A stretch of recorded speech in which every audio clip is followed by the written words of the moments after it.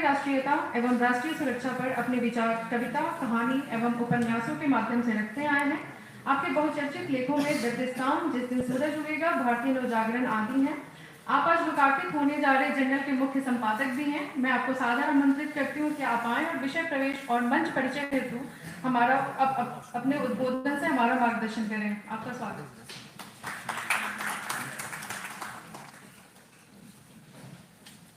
माननीय इंद्रेश कुमार जी, आप राष्ट्रीय सुरक्षा जागरण मंच के मार्गदर्शक भी हैं। आज के कार्यक्रम के वीर वक्ता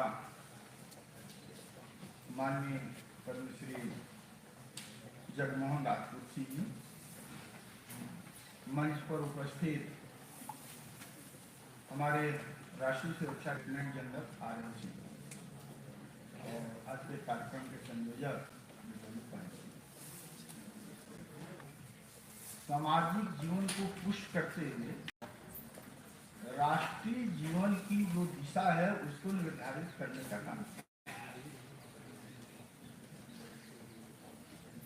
राष्ट्रीय सुरक्षा जागरण मंच यदि हम कहें कि कोई चिंतकों का एक ग्रुप है, यह भी सही है। एक्टिविस्ट है, यह भी सही है।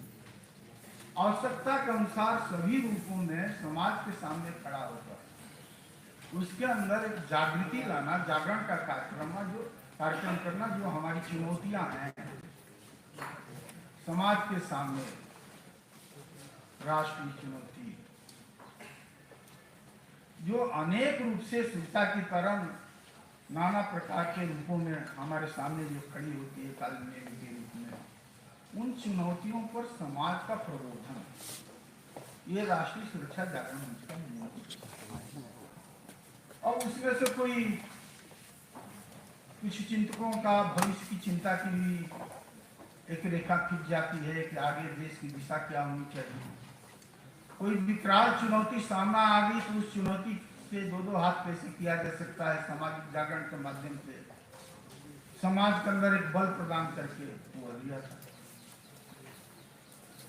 और अन्य राज्यों के साथ, देशों के साथ संबंध कैसा बने, वह सरकारों के स्तर पर नहीं, जन संबंध जिसको कह सकते हैं, पीपुल्स टू पीपुल्स रिलेशन, अपनी संस्कृति से आधार। और यह हमारा सौभाग्य है भारत का कि दुनिया के अनेकानेक देशों में भारत का पदार्पण गोले बारूद तलवार ढाल के साथ नहीं हुआ।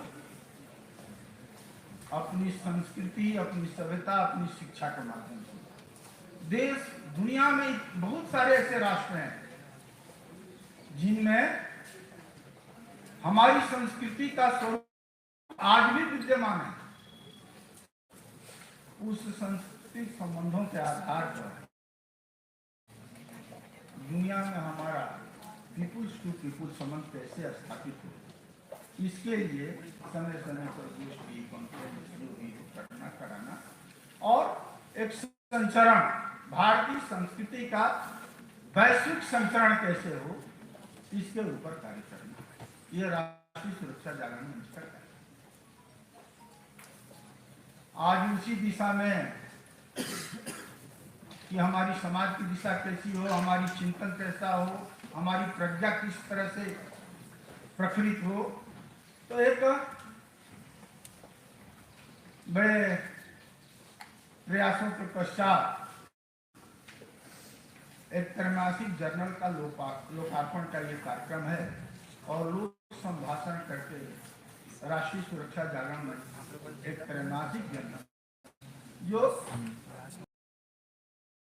परिस्थितियां होगी उसके ऊपर समय समय पर प्रबोधन।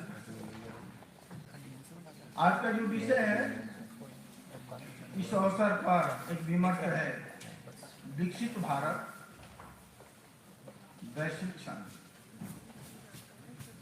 जिसके अंदर सुख समृद्धि और शांति आई तो दुनिया भी सुख समृद्धि और शांति का अनुभव की। और वो विकास, वो विकसित भारत केवल चमचमाती 4 लाइन से 8 लाइन की रोड का हो जाना नहीं, कुछ बड़े बड़े प्रोजेक्टों के खड़ा हो जाना नहीं, यह भी है, परंतु इसके अलावे एक भारत की दिव्यता है। यदि विकसित भारत होगा तो वो दिव्य भारत होगा, प्रेम बंधुत्व का भारत होगा, वसुधैव कुटुंबकम का भारत होगा, अपने चरित्र से दूसरे को शिक्षा देने वाला भारत। तो विकसित भारत होने का दिव्य भारत। और जब भारत दिव्य होगा तो अंतर्राष्ट्रीय शांति का होना स्वाभाविक, और दुनिया भी यही हमसे अपेक्षा कर रही है।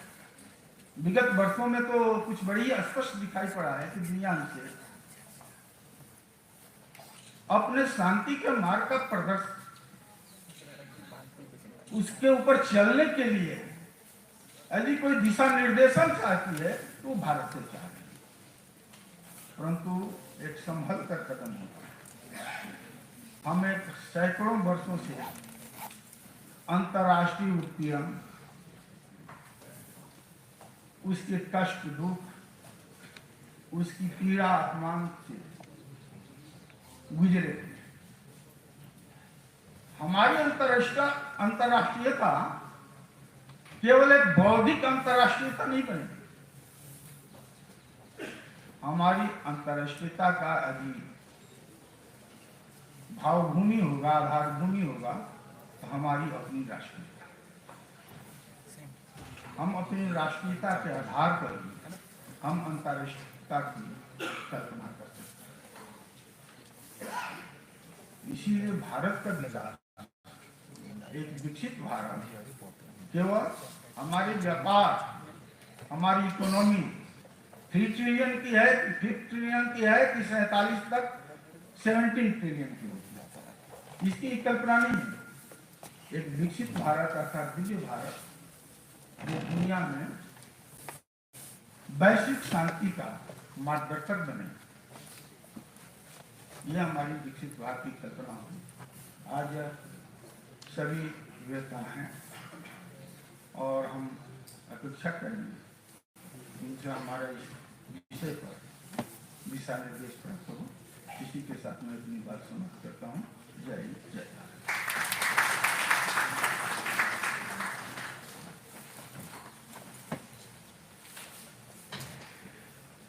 इस कार्यक्रम में दिल्ली विश्वविद्यालय से professor Vishwaraj Sharma ji, doctor Netranand Sahu, Delhi school of economics, doctor Manish ji, Swami Shraddhanand college, professor Syed